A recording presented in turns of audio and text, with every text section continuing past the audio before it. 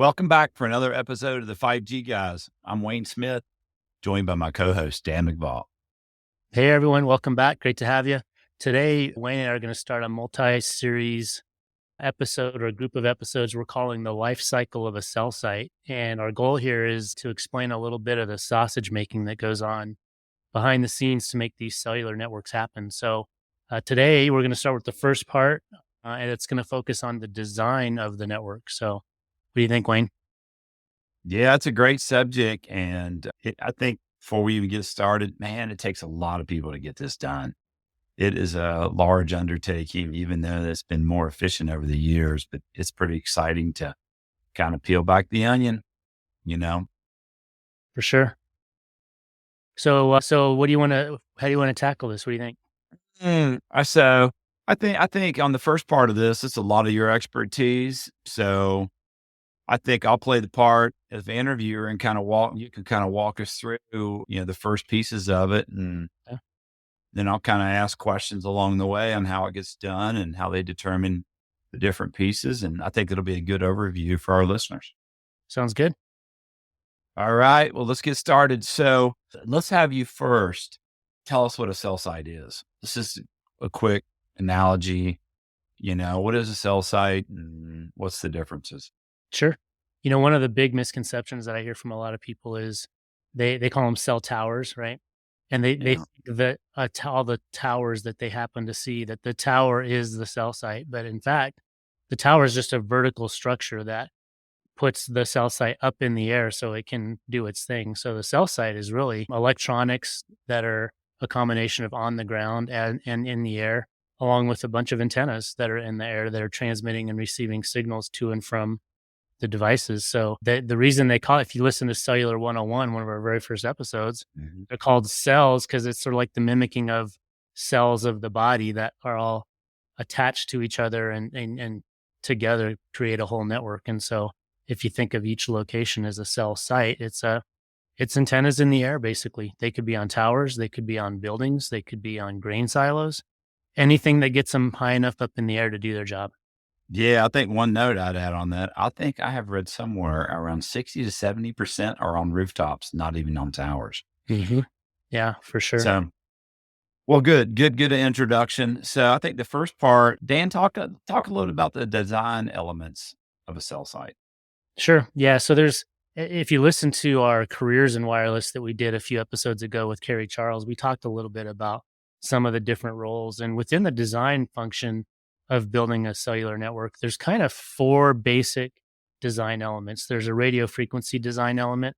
So this is how I actually started my career right out of college. I was an RF engineer. So these are the folks that are designing kind of the techie guys, right? Where the sites have to go, that kind of thing. And we'll talk about that in a little bit. Then there's what we call site acquisition. Think real estate, realtors, right? These are people that are acquiring the land to build the tower on or getting a lease from a building owner to let the antennas go up on the roof of the building. They're doing the zoning and permitting with the local jurisdiction, that kind of thing. So that's the second element, site acquisition. Third would be architectural and structural engineering. So these are civil engineer types. These are guys that are doing CAD drawings to draw the drawings for the building or the tower. They're doing structural analysis on the tower to make sure it's strong enough.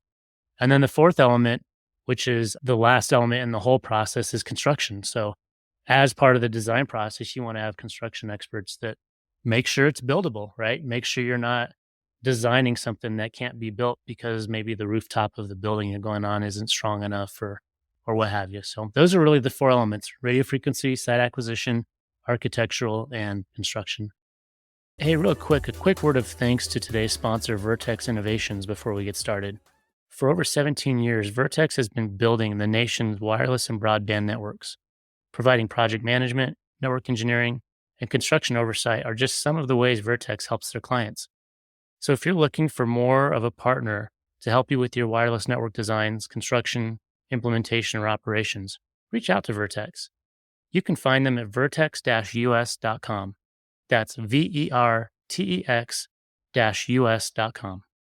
So how about giving us the why they build them? What are the two reasons? Pretty straightforward. Most people will think it's because of coverage, right? Don't have enough Mhm. coverage, need a cell site to provide more coverage. But actually, today, in most of our kind of urban, suburban areas that we use our phones, it's driven by capacity. You've got enough sites to cover the area, but you'll have areas where the network can't handle the demand put on it. As users, it feels to us like it's a coverage hole, but more often than not, it's really not a coverage hole. It's because there's a capacity problem in that area. So capacity is one of the big drivers that you get anywhere that you have large population growth and population centers. So coverage and capacity, that's it. Pretty straightforward. That's right. Well, perfect. Well, let's just move on to the first element, which is RF, radio frequency. Jump in.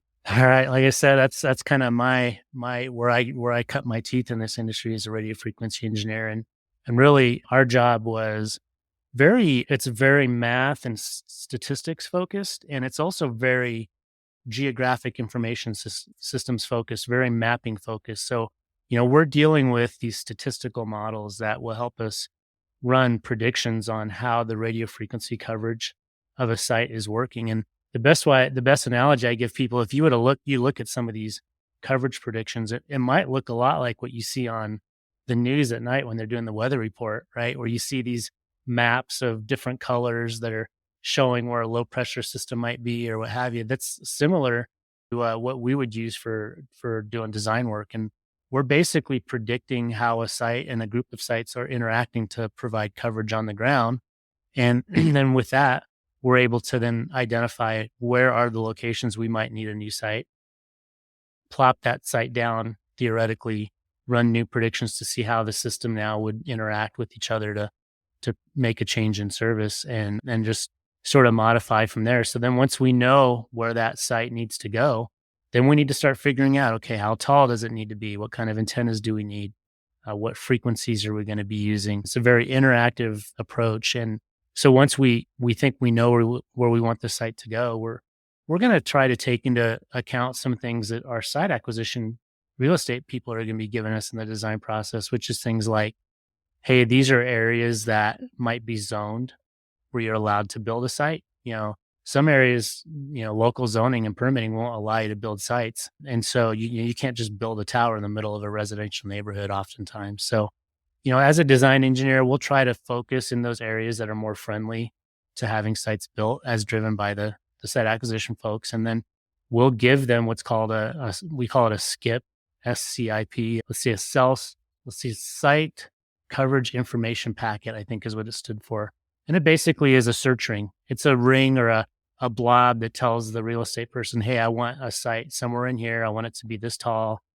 And then those real estate folks, they'll go hit the street. They'll go look for landlords that are willing to rent either dirt if we're building a tower or a rooftop or top of a grain silo or whatever to us.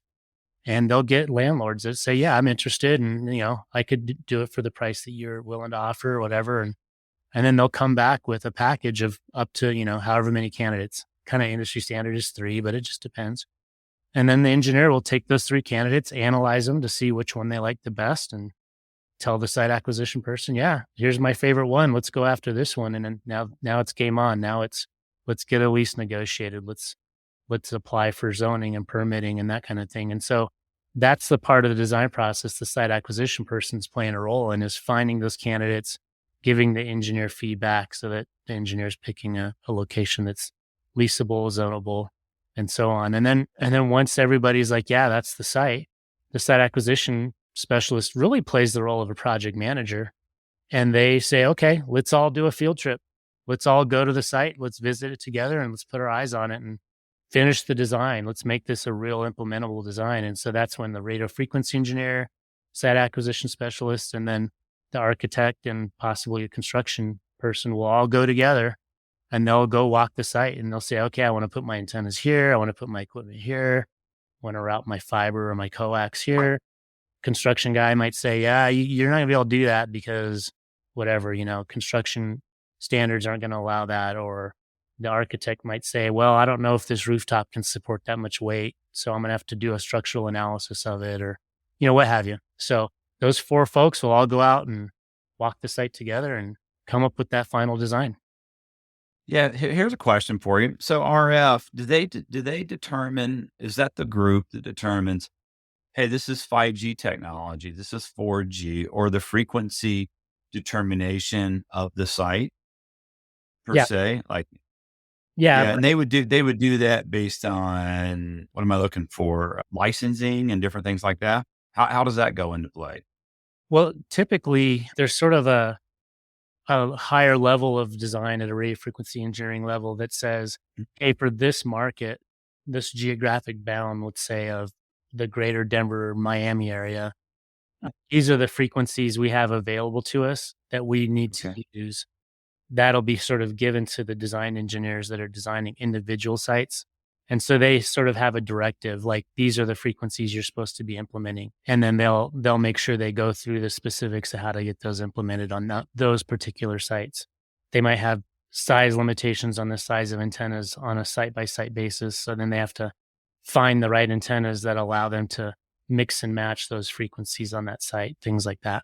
So that would go into play for an RF engineer if he's designing a 5G only site using ultra wideband, he's got a narrow focus there and what he's going to look for in the site in his design, correct?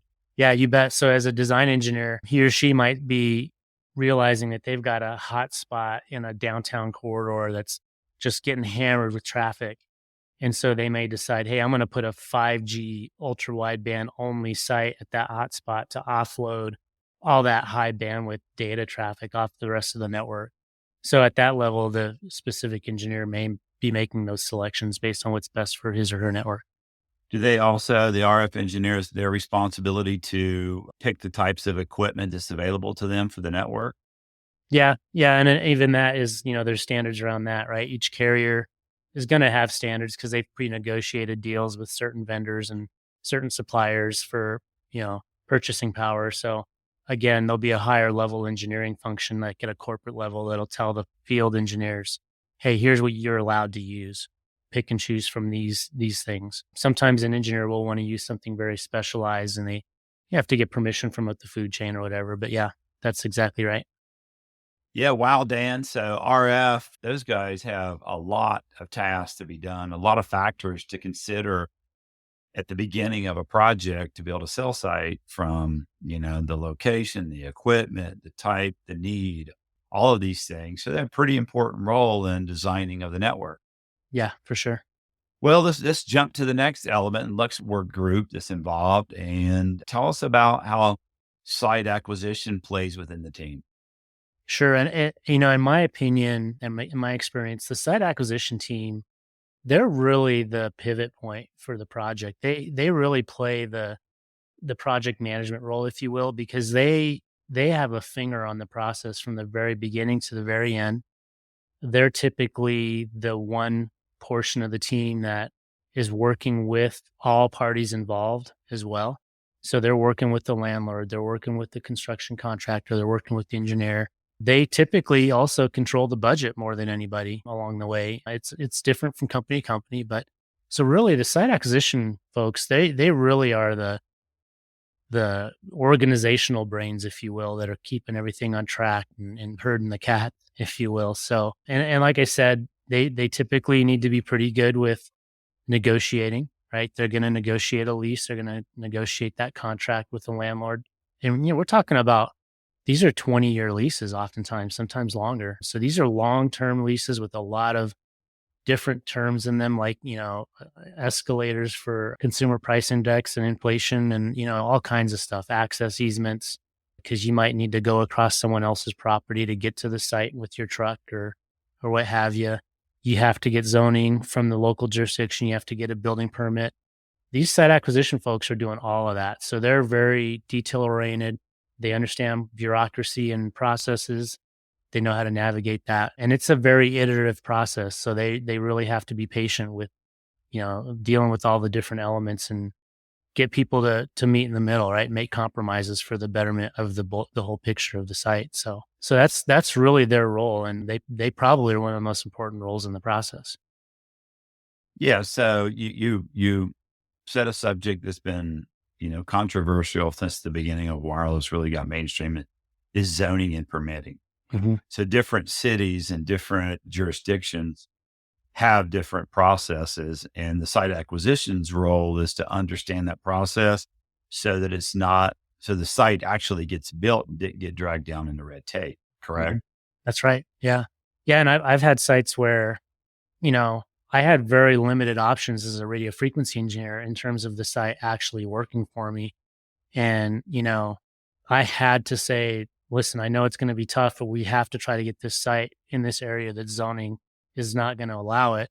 And so we'd have to go through a lengthy rezoning process with neighborhood meetings and hearings where people show up with tinfoil hats and, and that's where these site acquisition specialists really have to shine because those can be very high pressure, very important processes to maintain composure, present all of the place, the shareholders well so that, people don't get a black eye. It's a very, very difficult process at times. And yeah, so that's their role. Yeah, so since I'm a project management kind of geek, these type of process, we're talking this could take a year or better in some cases, and then other projects 6 months. So it's a long commitment to one outcome for just one site. We're not talking multiple sites. I have seen sites that have taken upwards of 5 years because, like, these are sites that are being built like in the mountains where you're dealing with not just a landlord, but you might be dealing with the federal government where you have Forest Mm. Service. You might be dealing with the federal government where you're dealing with regulatory agencies, say it's on Native American tribal lands, where you have to ensure that you're not disturbing sacred artifacts within the dirt. It might be a building that's a national historic landmark. So you have to deal with the national historic landmark agencies to get approval. I've seen sites that have taken 5 years. I've got a project I'm personally working on right now that we're in year 4 on right now, dealing with all of those different variables. Wow. So is that another function of the process is regulatory? I mean, it sounds pretty significant, but it kind of sits out here on its own. Does that deal with the FCC and all the other agencies involved when you try to build? Typically, it does. The FCC is not so much of a long pull in the tent from that regulatory standpoint, but it is things like Environmental Protection Agency. So you may have to do Okay. a soil survey, make sure there's no soil contaminants. If there are, you're now disturbing those and you have to do mitigation of that contaminant cleanup. Same thing like if it's an old building and you have asbestos abatement, things like that. So yeah, there's a lot of regulatory that goes on. And we've talked about it in some other episodes around human health, right? RF exposure, Yeah. ensure that we're staying compliant with those standards. So there's a plethora of FAA. If I'm building a tower, is it in a glide path of an airport? Am I gonna have to put lights on it? Is it gonna be too tall? I might have to get an FAA study to determine if it's safe to not be a hazard to planes landing. And I mean, it goes on and on. There's a ton of different regulations that have to be adhered to. Wow. So the site, acquisition folks, they do have a big pull. I mean, they are doing a lot of heavy lifting Mhm. from an administrative side of view, not only with the jurisdictions, but with the landlords and tenant who own the property of where the cell site's going to be, but more also just overall in the whole process. Sounds like the first part of the project management too cycle of where let's get all these parties together so we can move it to the next phase, which is jumping right in is architectural. You want to jump into, what that means. Yeah, for sure. So this is, as you might imagine, it's not that dissimilar from, architect for a building that's being built or a house or what have you. These are folks that understand how to put the puzzle pieces together in a way that works. They have a construction mindset. They also have a design mindset from the standpoint of, human workflow and how things need to be spaced apart. They typically are going to be very computer aided design CAD focused where they're doing electronic drawings and laying out electrical, laying out structural. So the electrical service is designed and accounted for to make sure the right amount of electrical service is provided for what the electronics is going to draw. Designing a road to the site, let's say it's a mountaintop road and a road needs to be designed, compounds, shelters, all of that stuff. They're drawing all that up, putting it together in a way that will work with a construction mindset and getting all the various drawings together that are needed. So the site acquisition individual is going to need a drawing to submit to zoning for the zoning council to buy off on. They're going to need another set of drawings for construction to go to the building department for them to to be able to see, yeah, it's structurally sound. It meets all of the requirements of our building code. All of the parties involved will review those drawings and redline them to make changes. The radio frequency engineer will say, no, that antenna is pointed the wrong way. I want it pointed here. Make that change. And so that really is what the architectural guys are doing. And then a sub element of that is structural engineering, especially on towers, right?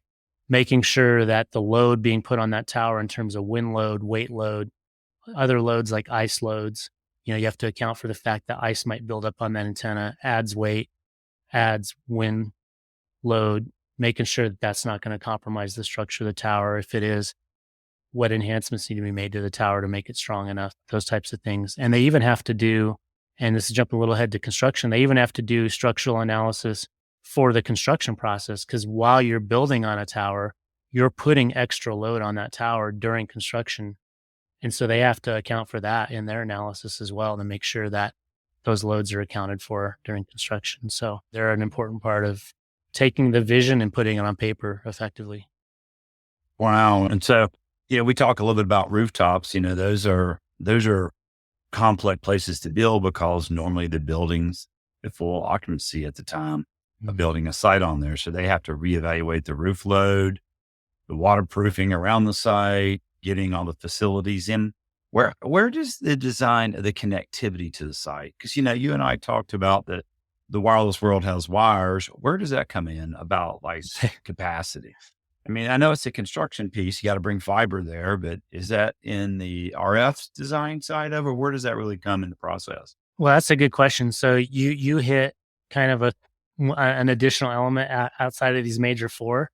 There's a lot of Yeah. Okay. other specialties along the way, and transport engineer is one of them. So you'll have transport specialists that's their only job, is to figure out, okay, how much bandwidth do I need to the site?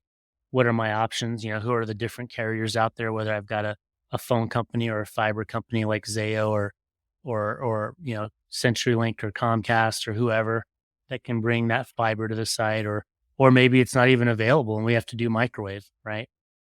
Wow. Microwaves, right? And so now that's iterative, right? Because now that comes back to the design engineer, the architect, to account for a microwave antenna and deal with the microwave engineer to design that microwave link. So there's a lot of specialty design services that will come in on certain occasions, and that's one that's there every time, is the transport engineer.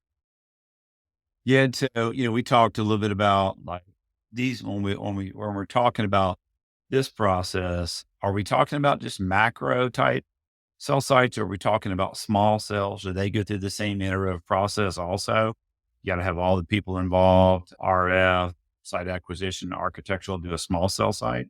Yeah, for sure. Where small cells are a little different is in the site acquisition process. Oftentimes, small cells are just a miniature version of a cell site, right? So instead of it, Mhm. say, being an 80-foot or 100-foot or 200-foot tower, it might be a 20 or 30-foot light pole that has the antennas hidden on it, or attached to a light pole. Oftentimes, some of those small cells, the way they're done is, instead of traditionally going on a private landlord's piece of dirt or what have you, they might be going in the public right of way. And that's a very big focus for a lot of small cells, where public right of way for like Department of Transportation, for example, there's a process that's actually driven by the federal government, by the FCC, that allows for these sites to be located in these public right of way areas. And as such, it's a whole different process. You're not doing individual leases now. Now you're doing an application with the agency that owns that has the control of that right away,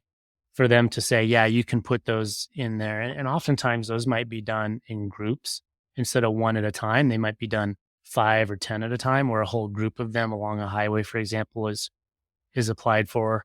You may not have to go through the same zoning and permitting because it's a public right of way.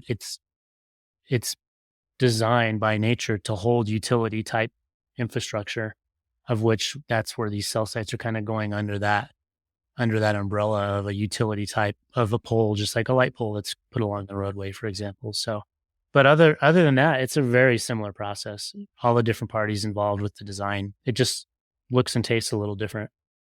Wow.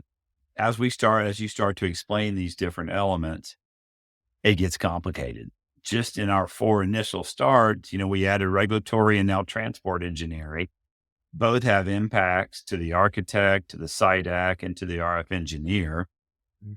Some known, some unknown until you get into the environment, until you do your site walk. So that leads us into the, I guess the final large element is construction. Mhm. And do we want to jump into that today, or do we want to talk a little bit about that in another podcast where we can really highlight all the different vendors who really participate in that world? 'Cause Yeah, that's where both me and you come from. absolutely. I think construction is gonna be its own episode, but I'll talk maybe just briefly about Yeah. the role of construction just within the design, right? Okay. If you don't have a construction-minded, focus at the table during the design, you're asking for troubles because next thing you know, you've got a site that's leased where there's a 20-year lease that's been signed with a lot of dollars committed. You've maybe gone through a zoning hearing, you've gotten building permits, you've drawn up the way the site's gonna be built, and then you hand it to the construction guys and they're like, "Well, I can't do this." Like, these soils are not, we're not gonna be able to dig the hole in the ground for the foundation because there's granite and we're gonna have to blast, or, there's all of these real world situations that if you don't account for those in the design process, you're gonna get caught with your pants down on the back end.